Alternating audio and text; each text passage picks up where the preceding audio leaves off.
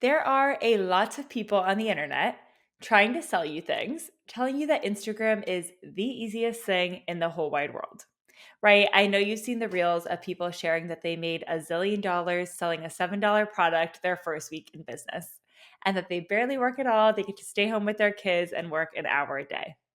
But if you pay attention, they're putting out a lot of content.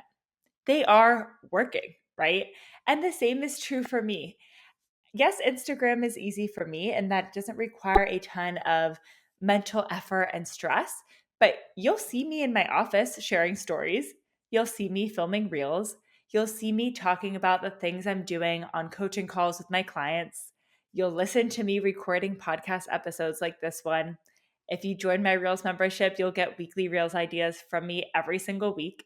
So believe me, I work hard for my money and I hope that you can see that. I try and be really transparent about it.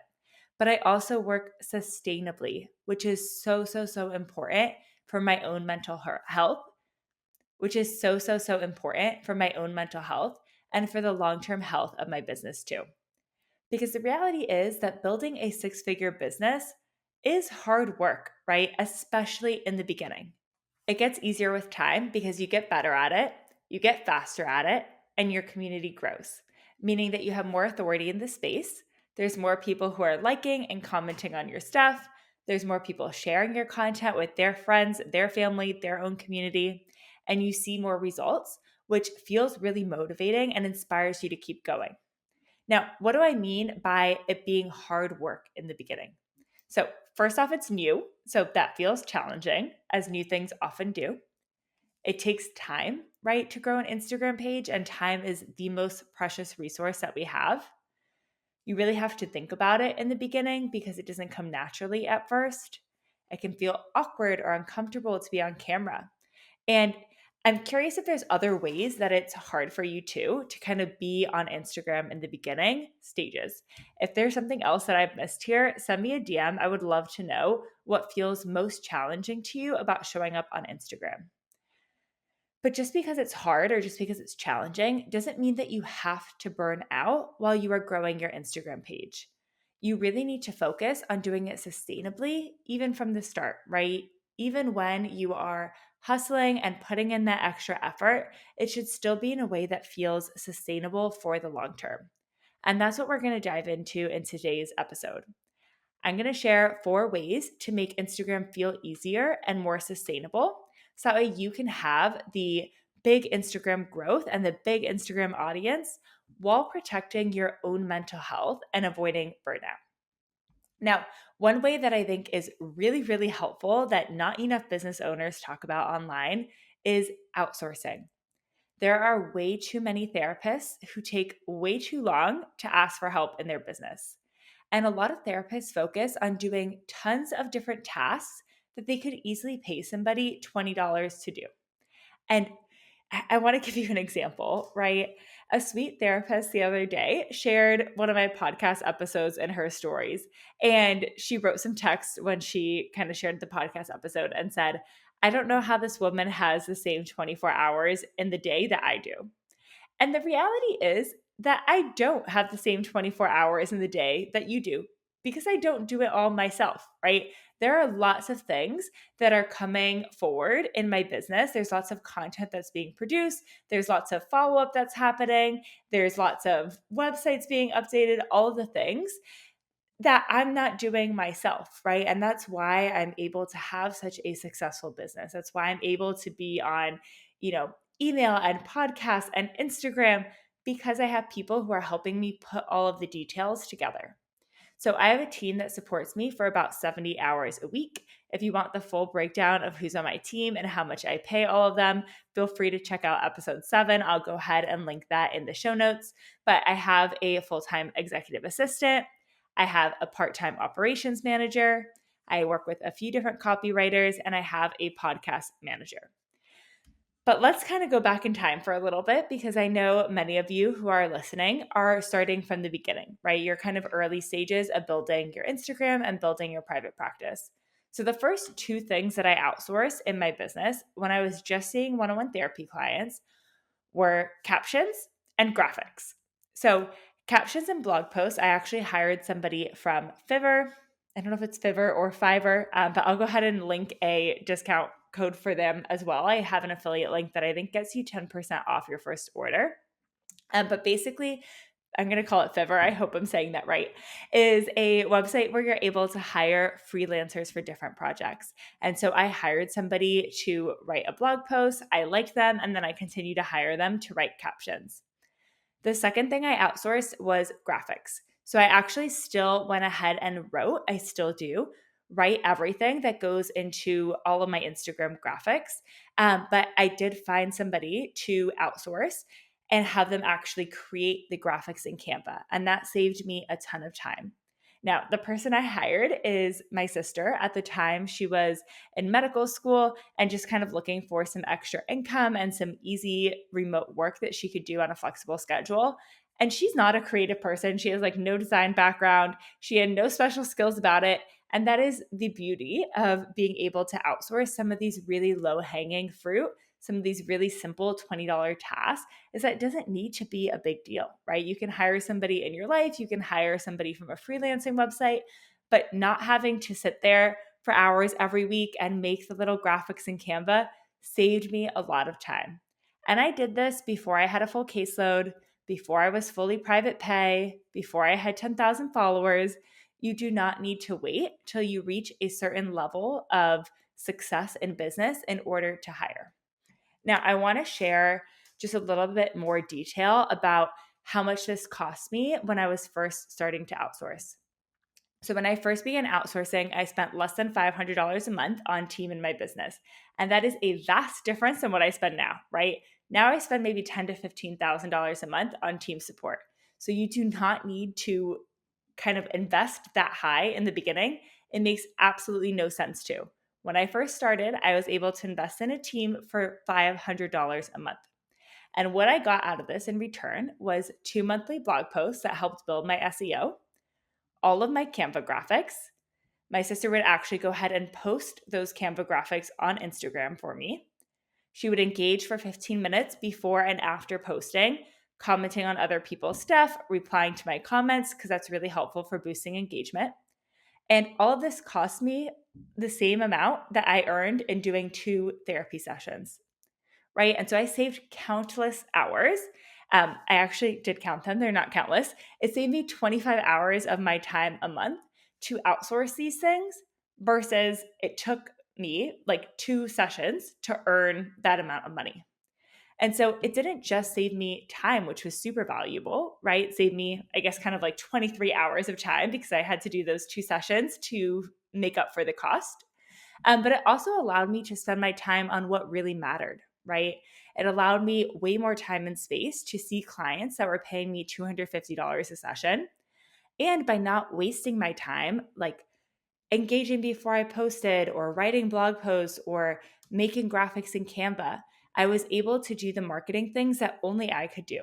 I could film my reels, I could show up in stories, I could meet with other therapists that I met on Instagram and network and do the things that actually made me money. So that is super important for building sustainably while also having quick growth because you're able to show up so much more consistently and with your all when you have people who can help you. And it really does not need to cost a lot of money.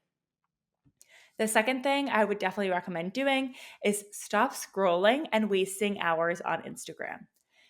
Now, I am so guilty of this. I almost have imposter syndrome telling you not to scroll and waste hours on Instagram.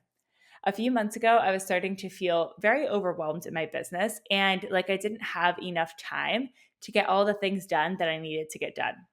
And so my business coach asked me to do a time study and to write down every single task that I did for a week and how I was spending my time working during my workday. And I legitimately could not complete the assignment because I realized that the problem was not that I was doing too much, right? The problem was not that I didn't have enough support in my business. The problem was that I was getting sucked into Instagram and scrolling for very long amounts of time in the middle of the day. And so I found my problem. I didn't even need to do the assignment. I go through phases of spending too much time on Instagram, right? It is a boundary that is very much still a work in progress for me But that realization snapped me out of that habit really quick, for now, anyways, right? Maybe eventually I'll have to have this realization and this come to Jesus moment again. I'm not going to say it's my first time that I realized I spend too much time on Instagram.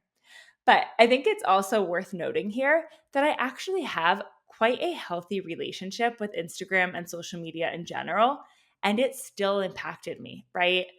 And so if I had been also triggered by content, right, and stuck in the comparison loop while I was scrolling, it wouldn't just be a waste of time, which is how I was being impacted, but it would also be 10 times worse and more stressful for my mindset and for my mental health.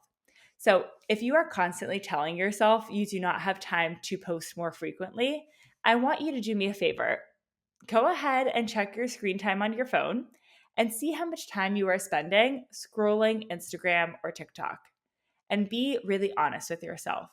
Are you genuinely scrolling looking for ideas, right? Or are you scrolling making comparison? Or are you just doing what social media does, right? Are you getting dragged in, going down a rabbit hole, and not being productive?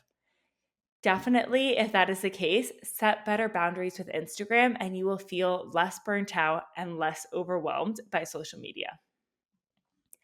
Okay, tip number 3 is I want you to work smarter, not harder. Now, this is one of the best things that you can do in your business is take the opportunities that you can to work smarter, not harder.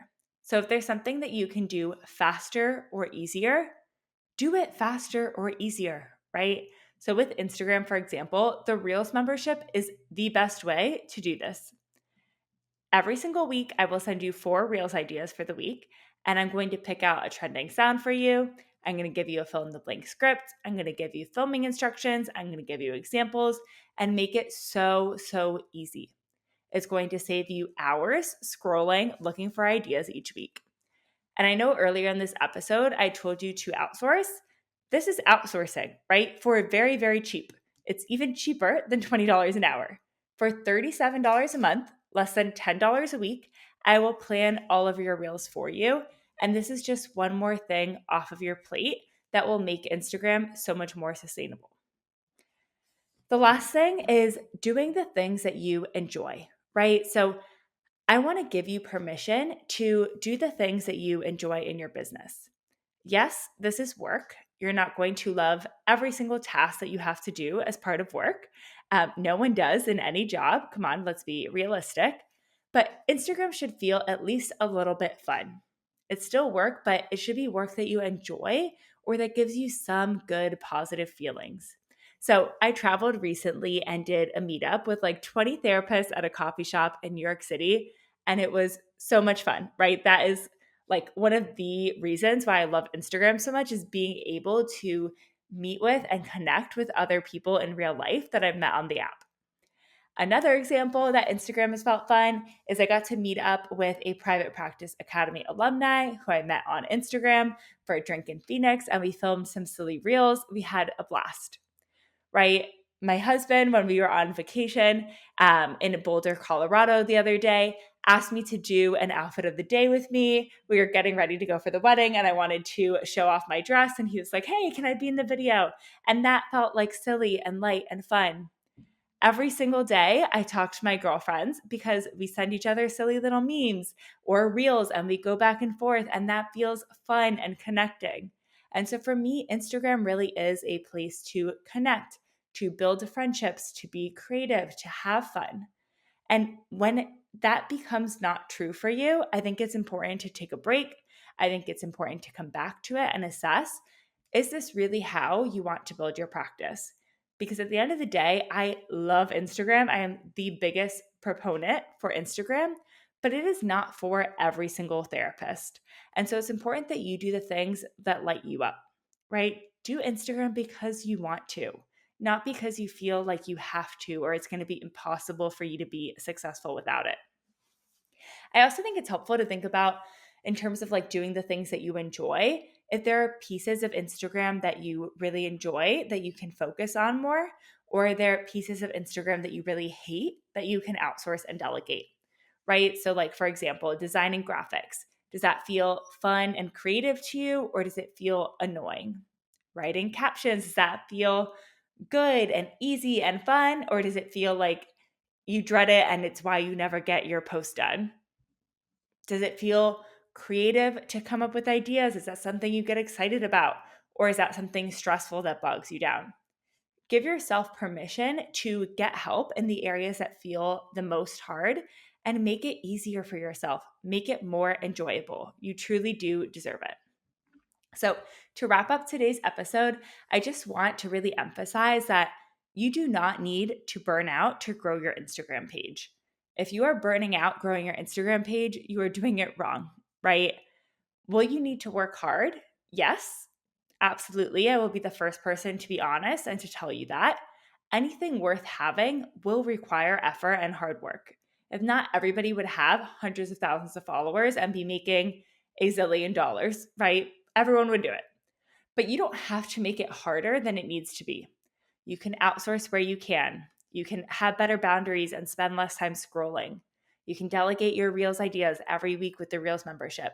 And you can really focus on the parts of Instagram or even another platform if you ultimately decide Instagram is not for you that feel fun, right? That feel creative, that feel exciting. Because you deserve a business that feels good to you.